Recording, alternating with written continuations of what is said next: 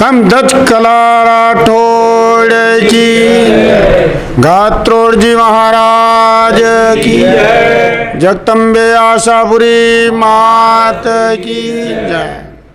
आज एकता समाचार की टीम राजू भाई बर्तन वालों के साथ मांडव गांव में मांडव के पुरातात्विक इतिहास के बारे में जानकारी के लिए आई हुई है। तो एक छोटा सा हमारे गांव का ये सार्वजनिक कलाजी बाबूजी का मंदिर स्थापित है। इस मंदिर की स्थापना हमारे पूर्वजों ने गांव की 36 कौमों ने मिलकर तत्कालीन समय में की है। हमारी जहाँ तक समझ है, हमने यहाँ एक छोटा पक्का मंदिर निर्मित देखा।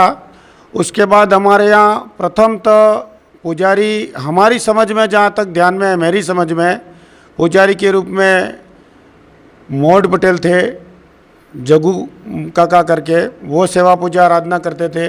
हमारे रावले से बाबूजी भी यहाँ पधारते थे और उस समय से ये सेवा पूजा यहाँ मंदिर में चल रही है। उसके बाद हमारे परिवार से पैतृक रूप से हमारा परिवार करता था। उसके उपरांत हमारे यहाँ गांव में कुरिया काका पाटीदार करके हैं, वो मेरे जब से पर्चा हुआ 2002 में, उसके बाद से मेरे साथ ही जुड़े हुए हैं। दिनेश भाई करके एक हमारे गांव से हैं, वो भी हमारे साथ में यहाँ हैं। विशेष करके इस मंदिर की महत्ता ये है कि किसी भी प्रकार के जानवर का डंक किसी को हुआ हो तो हमारे यहाँ की ताती मात्र से उस जानवर के जहर को उतार लिया जाता है। यहाँ हमारे जो दौड़ने की जो प्रक्रिया है वो बहुत कम अपनाई जाती है। विशेष रूप से हमारे नवरात्रि में सप्तमी का यहाँ अनुष्ठान होता है, 9 दिन अनुष्ठान चलता है। उसमें सप्तमी को पूर्ण भंडारा होता है, जिसमें दूध बनता है 1000 लीटर के लमसम, और संपूर्ण गांव के स्कूलों के बच्चे और पूरी पंचायत के 36 कौमों के लोग यहाँ भोजन प्रसाद ग्रहण करते हैं।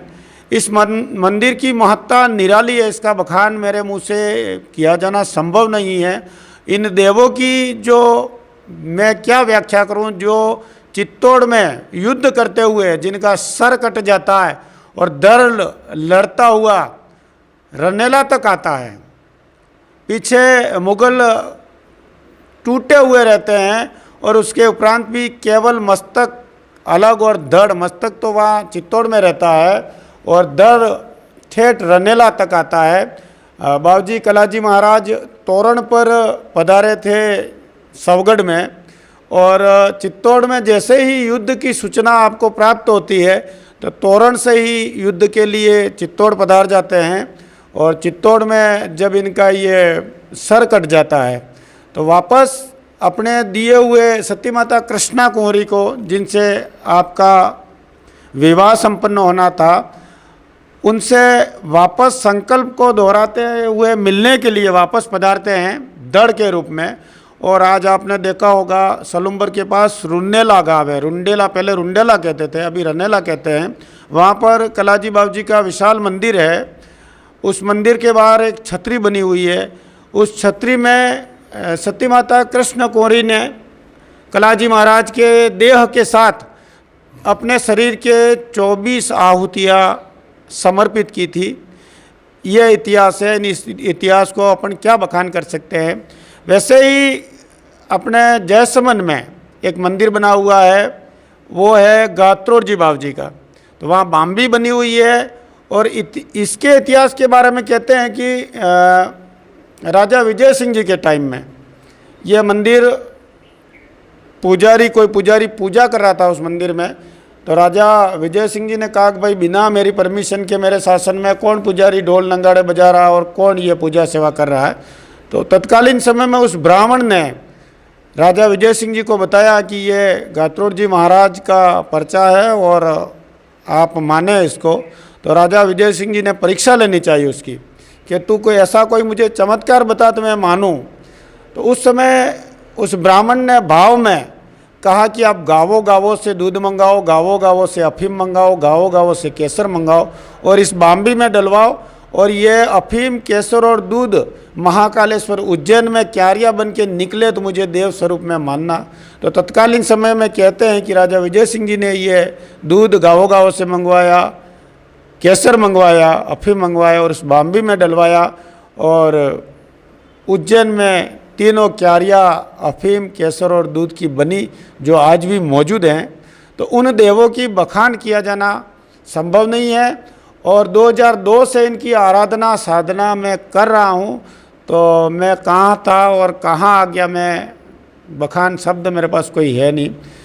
और आज भी कलयुग में कल्लाद जी महाराज गाँव गाँव में, देवरों देवरों में, जगह जगह आपको मिल जाएंगे और गरीब दिन दुखियों की सेवा के लिए हाजिर रहते हैं। पुनश्च आप इस गांव में पधारे और इस मंदिर की और हमारे गांव की इतिहास के बारे में जानकारी ली। आपको बहुत बहुत धन्यवाद। हमारे सरपंच साहब सोन जी कोटेड विराजे हुए हैं, भाई श्री मोहट पटेल प्रकाश जी विराजे हुए हैं, जैन साहब पीठ से विराजे हुए हैं, आज इनका भी सानिध्य में मिला। बाबूजी विराजे हुए हैं, छोटू लाला बाबूजी, हमारे राम सिंह जी विराजे हुए हैं, रमेश भाई पाटीदार विराजे हुए हैं। और आज आपने यहाँ पधार कर हमारा ये जो साक्षात्कार लिया उसके लिए हम दिल से भाव से आपको नमन करते हैं और बहुत बहुत धन्यवाद, आभार ज्ञापित करते हैं। और इन देवों की कृपा आप सब पे, संपूर्ण जगत पे बनी रहे, इसी कामना के साथ जय हिंद, जय भारत, जय कल्लाद जी। नवरात्रि में सप्तमी को हमारे यहाँ हवन होता है। उस हवन में लगभग 500-700 लीटर दूध का प्रसाद बनता है। दाल चावल पूड़ी जो भी सभी प्रकार का भोजन व्यंजन बनता है और उसमें सभी का संपूर्ण गांववासी 36 कौम बिना भेदभाव के कोशिश करते हैं कि गांव का कोई जानवर भी उस दिन, कुत्ता बिल्ली भी बिना भोजन के नहीं रहे, ऐसी कोशिश करते हैं। उनको तारणहार और उनको खिलाने वाला तो वो परमात्मा बैठा है, अपन क्या खिला सकते हैं, क्या पिला सकते हैं।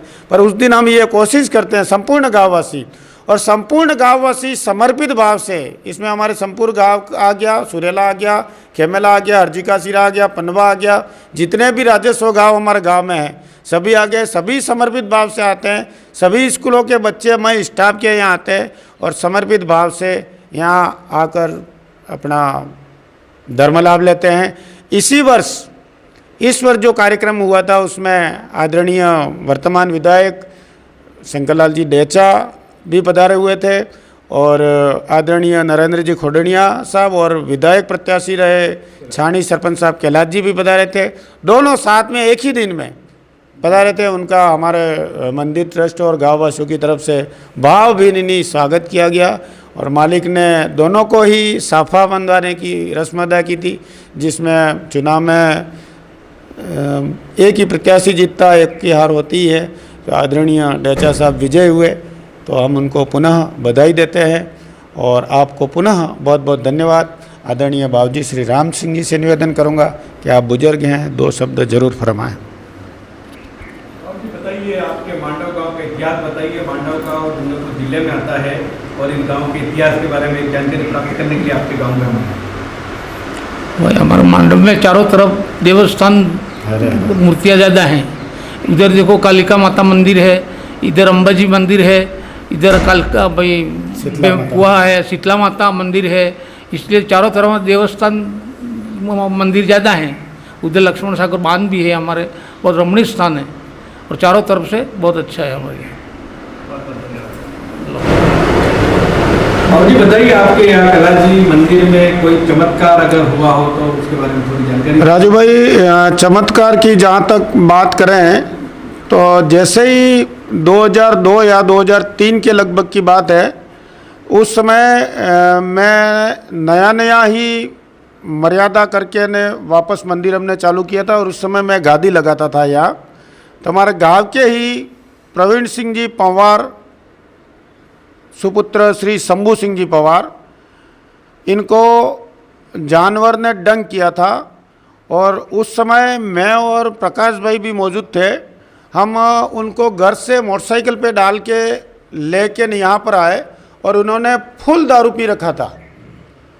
और जैसे ही हम गांव से मोटरसाइकिल पे लेके यहाँ आए तो यहाँ आते ही वो लटक गए और मुंह से झाग निकल के उनकी श्वास जाए नहीं जाए उस स्थिति में हमने ला के यहाँ डाला। यहाँ डालते ही अंदर से हमने नमन बना के मात्र एक जल का छिड़काव किया और एक तांती डाली और 15 मिनट में जान निकलते हुए हमने देखा है। प्रकाश भाई मौजूद है, मैं मौजूद हूँ, उसके बाद तो कई पब्लिक शामिल हो गई थी। तो प्रत्यक्ष को प्रमाण की आवश्यकता नहीं होती है। प्रवीण सिंह जी से भी आप कभी इस मामले में जानकारी ले सकते हैं। उनको एक बार पहले भी ऐसे हो चुका था पर उस समय वो नहीं संभले और दोबारा उस समय वापस आए और यहाँ हमने मात्र जल के छींटे और तांती मात्र से पुनः झाग निकले हुए मुंह से वापस जीवित अवस्था में आए। इसलिए इस मालिक की महिमा का कोई बखान नहीं है। चमत्कार अन्य भी कई प्रकार के हुए। हमारे जिस समय में मर्यादा करने वीरपुरा गांव गया था, आप राम सिंह जी के छोटे भाई है निर्भय सिंह जी, उनके कोई संतान नहीं थी, 20-25 साल हो गए थे शादी हुए और हम मर्यादा करने वहाँ गए थे। यहाँ गादी से इनको आदेश हुआ था कि जिस दिन ये बच्चा मर्यादा करने वीरपुरा जाए उस दिन आप साथ में जाना, दोनों पति पत्नी।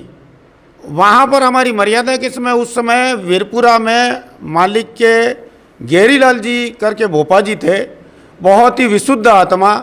उस भोपा जी द्वारा पति पत्नी दोनों को एक एक पुष्प दिया गया था कि जा तेरे 2 संतानें होंगी। तो बाबूजी निर्भय सिंह जी के 1-2 साल बाद दोनों, एक बच्चा और एक बच्ची, आज भी दोनों 10-10, 12-12 साल के हैं।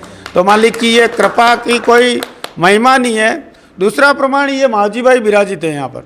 हमारी दोस्ती में बम्बई में धंधे के लिए जाना चाह रहे थे और बाबूजी ने इनको क्या कहा और धंधा कैसे हुआ आप इन्हीं के श्रीमुख से सुने। कैसे धंधा हुआ और क्या हुआ? यहाँ पहले से हम 2002 से हम साथ में रह रहे, बाबूजी और हम साथ में रह रहे। तो मेरे पास धंधा नहीं था और मैं यहाँ के बैठा और बाबूजी से पास बाबूजी का पर्चा हुआ और बाबूजी के पास फिर मैं गया और मेरे को बाबूजी ने आशीर्वाद दिया कि जा तू बैठा क्यों, तेरा तो धंधा हो गया। मैं बोलता यार मेरा तो कोई ठिकाना ही नहीं है, धंधा हो गया, तेरा धंधा तैयार है, चल कल बैठ जाए। तुम मानो मैं वहाँ बम्बई गया, 2 दिन घुमा, जिस धंधे पे मैं रहने वाला था वहाँ पे भी मैं पूछा, वो उस आदमी को मैंने पूछा है यार धंधा दे तो आधा पार्टनर बना दे। वो बोलता नहीं यार मेरे को पार्टनर नहीं बनाना है। देखो कयामत रात वो वहाँ उसी जगह पे मैं रूम पे खा के सोया हूँ। फिर वो मेरा दूसरा गाँव वाला है भासौर में माधव जी भाई, उसके दुकान पे खा के सोया। सुबह 8 बजे सामने फोन आया, वही आदमी जो नहीं बोल रहा था वो सामने बोला कि मालजी भाई मेरे को धंधा ही नहीं चाहिए, पूरा धंधा तुम ले लो ना। आज तक कृपा इस बाबूजी की कि आज तक मैं वो धंधा चला रहा हूँ। कला राठौर की जय।